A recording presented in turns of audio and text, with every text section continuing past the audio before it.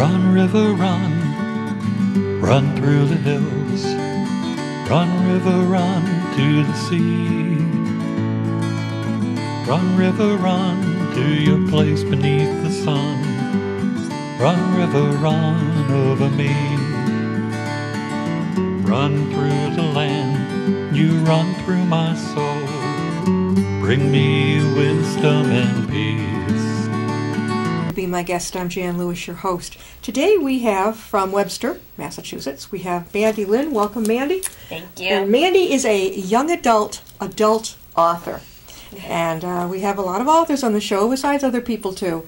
I especially love to focus on the young people, I gotta say, in my son's generation. I'm the millennial group, right? Because just as we boomers are probably either entertaining to our parents or nuts.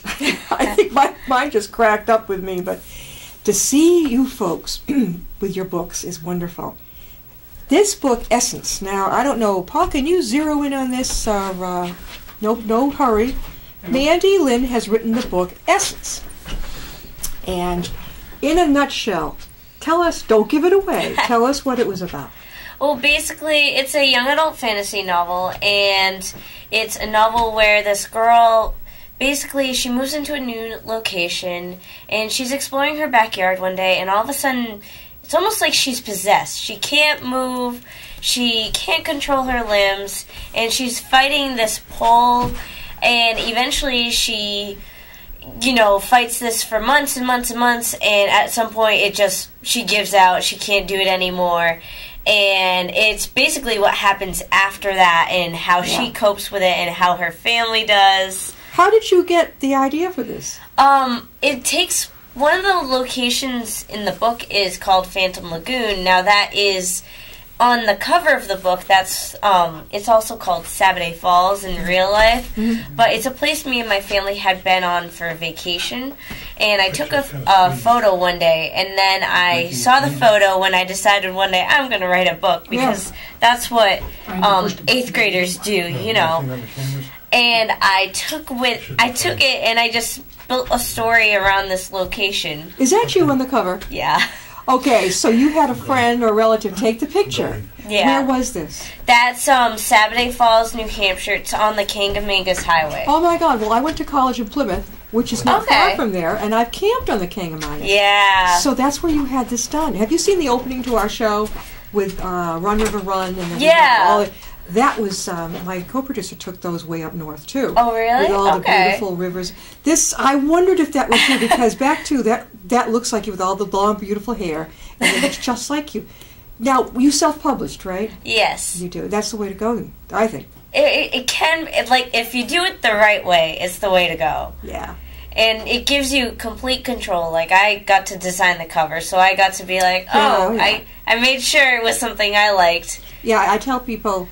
if you're going to publish it, you have to decide, are you going to put up with what an official, if you even get accepted. Are you going to put up with what they put out there for your cover? Because I know personally, I might not like that cover. Right, and you don't get a choice. No. You're just handed it. Yeah, and I've talked with a lot of authors who started to think they'd go that way, but then when they heard the ones who were self-publishing and getting, the cover, they turned around and said, no, I want my own idea on there. Right. Which I think is pretty cool. When did you start writing?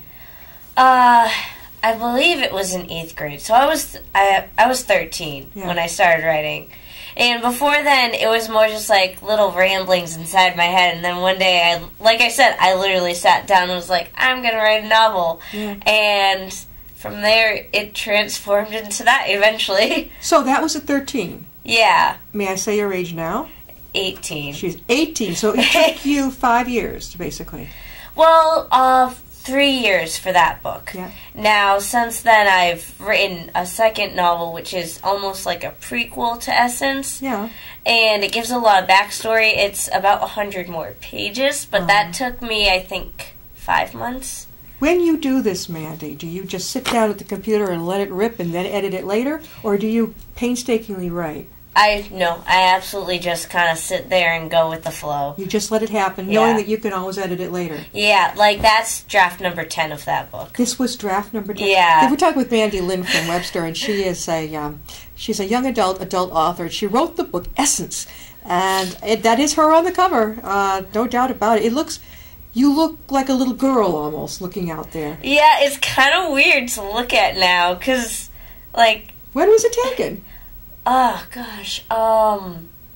2013. So not that long ago. 2 years ago. Well, the get-up, the outfit you had on was perfect with the story. You know that? Yeah. That was complete chance. I didn't buy it for that. I bought it because it was on sale online, and then it came to self-publishing. I'm like, that would look nice on the cover. Oh, it did. So it took you about 2 or 3 years to write it, you think? Yeah, about 2 or 3 years on and off, and then the self-publishing, which took probably half a year. Now, they say that can take a very short time, and then it's much less expensive than other ways of doing it. Even having an amateur place, there are a lot of them, and they're not that amateur. A lot of people, they'll open up their home, and then I'll publish your book and this and that. But I still say, is it CreateSpace? It's CreateSpace. It's through Amazon. They're a print on demand. So what happens is that when you go on Amazon, buy the book, it's printed then, and you get it sent to you. So I don't have to do anything. It's great. You just don't have to do anything. What does your family think? My mom, she always sits down, because she watches my YouTube videos that I do also, and she's like, oh my God, how do you have time for this? Because, right now I have a part-time job, I'm a part-time student in college, and she's like, how the heck do you make 3 YouTube videos a week? I'm like, I have to do something, especially with all this snow. I have to keep myself occupied. Where are you in school?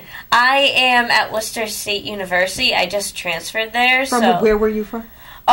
You mean high school? When you transferred there, were you at another college? Yeah, I went to Massachusetts College of Liberal Arts. That's way out North Adams. I loved it there, but I wanted to commute somewhere, so sadly I had to let go of that. But I loved it, but this seems to be a better fit because ever since I got back, I've been doing all stuff for my book, and it's been great. I know Worcester State University. It's just like Plymouth. It used to be Plymouth State College and Worcester State College, and now they've just blossomed with the university at the end word. Yeah. It's so big. Yeah, and I was even talking to a professor. He said they're trying to get rid of the state and just have it be Worcester University. I know. The thing is, I know like Plymouth and Keene are part of UNH. University of New Hampshire. I wonder if they have to keep the state part because they're branches. Does Worcester have to keep the state? I don't know. I don't know too much about Worcester. I never even got a tour because I switched in last minute. You had to jump in with both feet. Yeah. That's what happened to me. They forgot that I was even there. Yeah, it was because I called them. I was like, can I get a tour of the campus? They're like, oh, we don't offer them until February. I'm like, I have no idea where my classes are. So when are you going to get your tour? I had a friend give me a tour. Good. So it's good to know where the rest. Yeah, it was weird because I'm not technically a student there because I am part-time and I missed the deadline for the transfer. So I'm taking just night classes. What are you studying? I am an English major, but right now I have a health class, a lab, and a history class. So it's like I'm not taking anything in my major. Yeah. So it's kind of disappointing, but you got to work with the transition. What do you think you'll do with your degree? I don't know. That was I have no idea. I just switched from elementary ed to art history. Looked like more fun. Yeah. But I didn't do anything with it, really.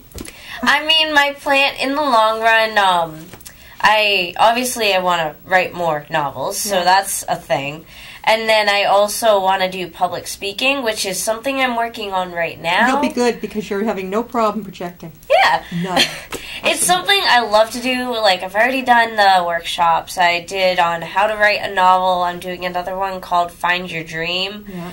And I'm working on talking to public schools, doing events there. I haven't had too much luck because, again, I don't have many credentials. So I'm like, okay, maybe if I get a degree under my belt and more novels, more out there, they'll hopefully take me more seriously. But right now it's just branching off, seeing what works, what doesn't. You know, you've already published one book. You're working on your second. Is the second going to be anything like? It's going to be like a sequel to Essence. Right. How soon will that be on the market? I don't know, because I've been working really hard on getting it traditionally published, because self-publishing is great. You control everything yourself, but my problem is I can't get myself out there as much as I want to. Like, you can only extend yourself so far on your own, so I wanted to find an agent who would take me to a traditional publisher where the publisher would help me, back me up a little more, so when I say I want to do a speaking engagement, I can be like, I'm published by this company, stuff like that. It gives you a little more credential. So that's why I want to traditionally publish my second novel, but then at the same time I'm like, ooh, I almost want to do self-publishing again, but at the same time it's expensive to hire an editor. And you don't have to. You don't have to. If you have a fellow student or a professor, very often, yeah, just do it for free.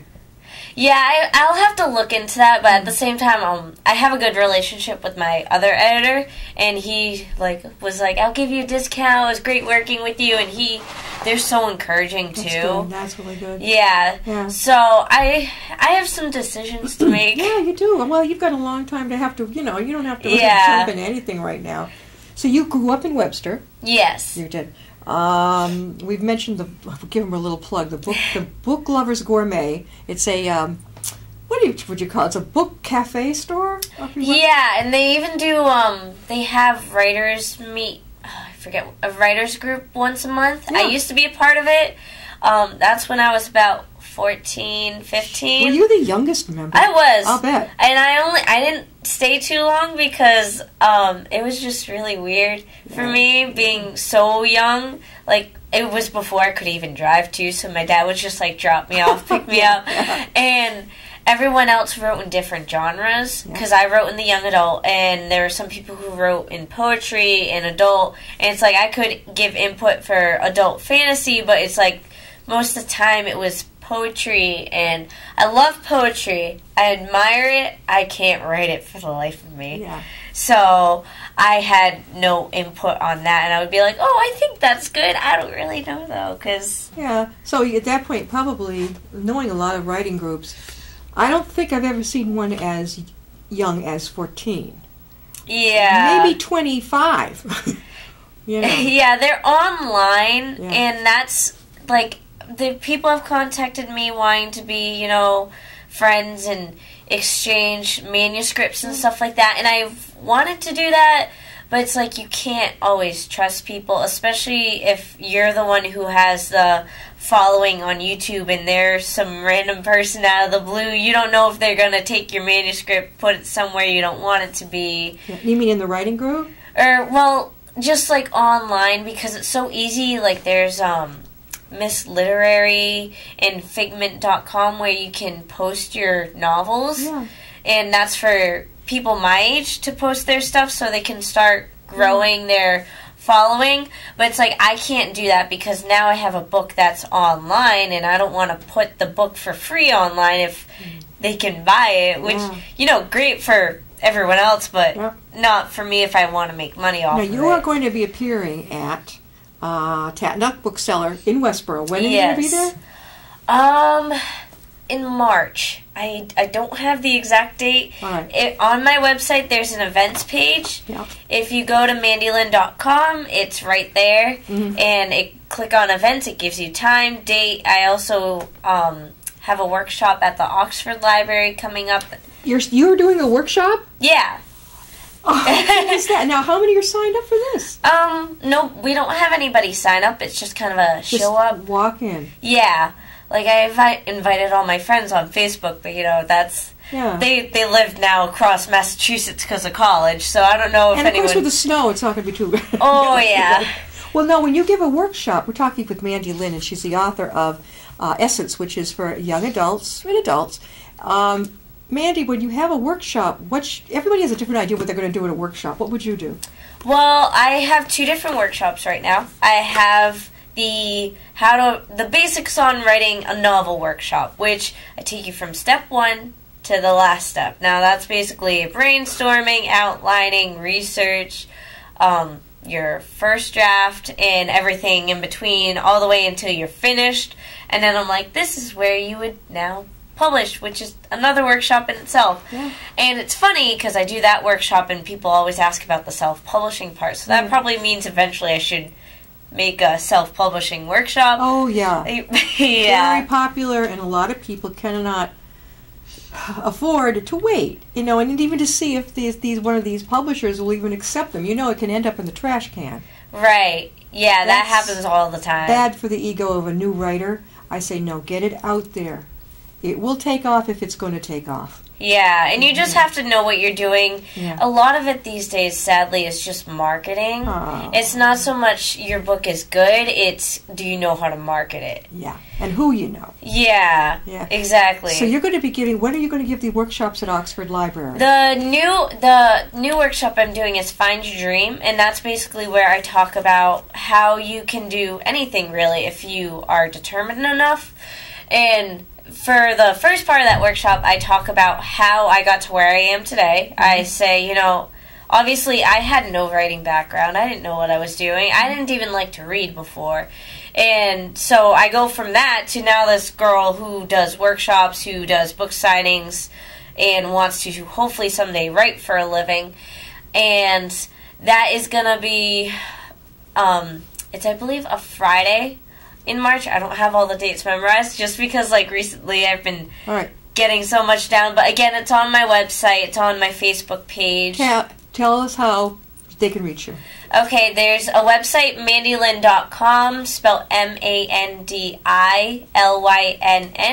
If you go there, you can see all my YouTube videos, but most importantly is the events page that gives you all the events I've done in the past, and then the upcoming events with their date, time, and website, if there is one. All right, so it is Mandi, M-A-N-D-I, all one word, Lynn, L-Y-N-N.com, and you can keep track of where she's going to be. Yeah. And you can be any age at all. Go up there, and a workshop. This sounds really cool. On Friday night in March, right? Yep. I like the way you're already out of it. When did you learn to speak so well? You took your speech type of presentation. When did you begin it? That's a good question. Let's see. Where did I? Because I used to be really shy. You? Yeah. Well, that's like saying I was. No. It was funny because in middle school, I was so quiet. I was that little, one who didn't, I didn't know how to, sit with just about anyone. I think it happened when I went to high school. I went to a vocational school, and we had Skills USA, which is a competition for the vocations. Yeah. And I eventually ventured into the leadership side. And that's where I learned how to make friends in a flash because they were weekend conventions. Yeah. So it's like you spend a weekend with these people you don't know, you learn how to make friends, and then I went to the leadership conference. Yeah. That's how this all evolved. Yeah. Are you the oldest, youngest of your family? I'm the youngest. Oh, hello. So how many other ahead of you in your family? Only one, an older brother. Oh, how many years older? I believe 3. Oh, that's doable. Mine wasn't doable. Mine was always way older. So what does he think of this? That's a good question. I don't know, because he moved out, and that's when he moved out is kind of when things started to perk up. Yeah.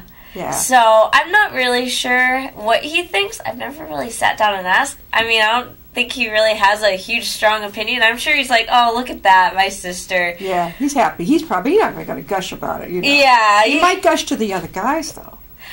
You don't know. I don't know. Do you drive from Webster to Worcester State? Yeah. I remember, you're going to die laughing. I'm not a good traveler. We lived in Worcester, and I had to take someone up to Worcester State for some classes. I thought it was out in the middle of... You go up Pleasant, right? Pleasant towards the airport? Yeah.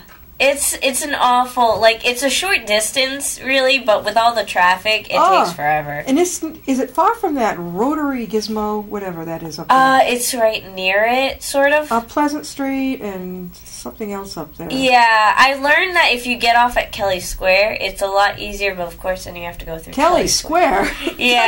That's suicidal. I actually, that's funny, because I used to I hated driving that. I remember my driving instructor took me there and was like, all right, drive through. And I was like, no. It's like, you know where the train station is? It's like if somebody says, just drive through. Yeah. You've got to have eyes on both sides of your head. Yeah. And I couldn't, for the longest time, figure, like, I wanted to head under the bridge, not back around beside the train station, but I wanted to get this way. Yeah. I just kept going around and around and around. And and now I drive through that thing almost every day. Yeah, I mean, you've got it made now. I mean, now, are you a freshman at Worcester State? Yeah. So you've got 3 more years, basically. Yeah. You know, a lot could change. But don't be shy. Let your instructors know how interested. Already, look at. I mean, how many of the other students have already made a book? Probably none. You see now. There is a group you might love in Worcester called the Worcester Writers Collaborative. They were one of our first guests, and actually, my co-producer and I went down there. Unfortunately, it was a wonderful taping show we did, but you couldn't hear the interviews because of it's a cafe. It's you know where the old Tatnuck bookseller was. There was an old one. Yeah, okay, I only know the new location. Yeah, I mean, but it used to be there. So now it's the cafe, and can't think of it. But it's fascinating. There are lots and lots of authors there, all different genres, which is fun. I mean, it's kind of fun. Yeah. I mean, I didn't care about historical fiction until I began talking with authors about it. Right. You know, I'm still really not into sci-fi or fantasy, but I'll give it a read. You know, I'll see how it goes. It has to kind of have an essence of some kind of truth in it. Yeah. For me, I think you'd love that group. I bet you would. What's it called? It's the Worcester Writers Collaborative or Consortium. It sounds fancy, but they're not. They go over to this cafe, and if it's still the same, you go in and you chit-chat for an hour together and you share. Then you're quiet, and they all work while each other one is working. And then after that, they take their break, and then they have a snack, they talk. Oh, wow, okay. It's a fun thing. It's nothing like, oh my God, I dread this. Right. I could see right off the bat that they were having fun. Yeah. I thought that might be key for you.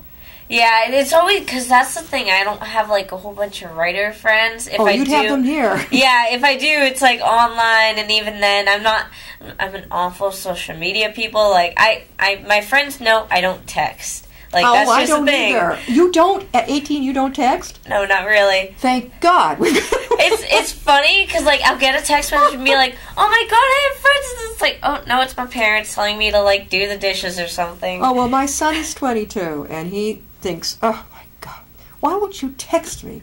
I'm like, you've got my email, you've got my cell phone, you've got my home phone. What more do you want? It's like too much like an umbilical cord. Right. You feel that way too? Yeah. It's being trapped. And it's like I'm on my phone, my computer constantly, but that's for my book social media. Yeah. When I'm doing my YouTube stuff, have to keep up with that. So, because if I don't do anything, the sales go flat. But if I keep up YouTube, Instagram, Twitter, Facebook, all that annoying stuff, then you actually engage an audience and you grow a community who actually want to support you. Right, exactly. So there is something that you would love. I'm going to write these down for you, but I think it's in July of every year. Up in Danvers, it's not that bad a trip. I'm a horrible traveler, but it's beautiful. It's nice. At the Danversport Yacht Club, beautiful. There is a gorgeous authors expo. All genres are welcome. It is not, as far as I know, not costly to get a table, and it's in this gorgeous ballroom. Oh, that would be perfect. And it's beautiful, yes, because it's got the yachts are out. I mean, it's really nice. And we went up there for the first time. I met an awful lot of course, being a publicist, I mean, suddenly I had a little trail behind me. Like, right, keep my mouth shut next time. But it was a lot of fun because I knew a lot of them up there already. They were waiting on me. But I think you'd have a ball. Oh, because I've been looking for something, and it's like I find them, and then it just doesn't work out for some reason, or it's too expensive, or it's just the dates. Share a table. Do you know anybody who's even just got a book out or sharing? I'd have to, like, I know people, but when I say I know people, they're on the other side of the country. Okay. All right, I was just going to say, you know what? Even authors are going to arts and crafts fairs. And the reason I mention this is I know that sometimes, I think that they're unreasonably steep, many of the fees for a table. Come on. Yeah. But if you took $50 and split it, $25 doable? Oh, yeah. You might have a crafter friend, maybe she makes jewelry, then you have the other part of the table for yours. See That's what I'm not saying? a bad You idea. split it right down the middle. And the worst part is my mom's a crafter. Get her on the other side, the two of you share, and then you have a nice big display for yourself. Always have something out there about the story. You know what I'm saying? Even if it's a picture, even if it's a doll dressed up as you were on this, get their attention as they walk by. Right. Well, this is Mandi Lynn, and again, she wrote Essence. And tell us again how they can reach you. I'm on mandilynn.com, MandilYnn. I have a YouTube channel, Facebook, Twitter. If you go to my website, you can find it all there. Fascinating. I mean, I love it. This is amazing. When she first came in, I thought she presents so mature. I thought you were a little bit older, which you're going to appreciate as you go along, because as you said, you're coming across very self-confident, and you're on your way, definitely. I want to see if I can make it to your workshop. You know, guys, that might be kind of fun, huh? So I'm going to look on your website, and I'm going to check it out. All right. And now, when is your next book going to be done? It's technically done. The second draft of it is done right now. It's just the publishing part that we're working on. Okay, so maybe in another 6 months, you think? Hopefully, it depends if it's self-published or if it's traditionally published. If it's traditional, it's going to be a lot longer, right? Yeah, if it's traditional, it's going to be probably 2 years, so that's why... I couldn't do it, no. That's why I'm starting to consider self-publishing again, because I thought I wanted to do traditional because then I could maybe step back more, but it's like my favorite part is the control that I have over all of it. Yeah. So I like kind of doing my own publicity stuff also. Definitely let me know, and we'll have you back on. Would you be willing to tell us a title before we close? Oh, yeah, of course. It's called I Am Mercy. Oh my God. Okay. Yeah. This is okay. All right, you got me right there. All right, Mandi, thanks for coming on. Thank and you. Hope to see you again, okay? All right. All right, see you next time. Thank you.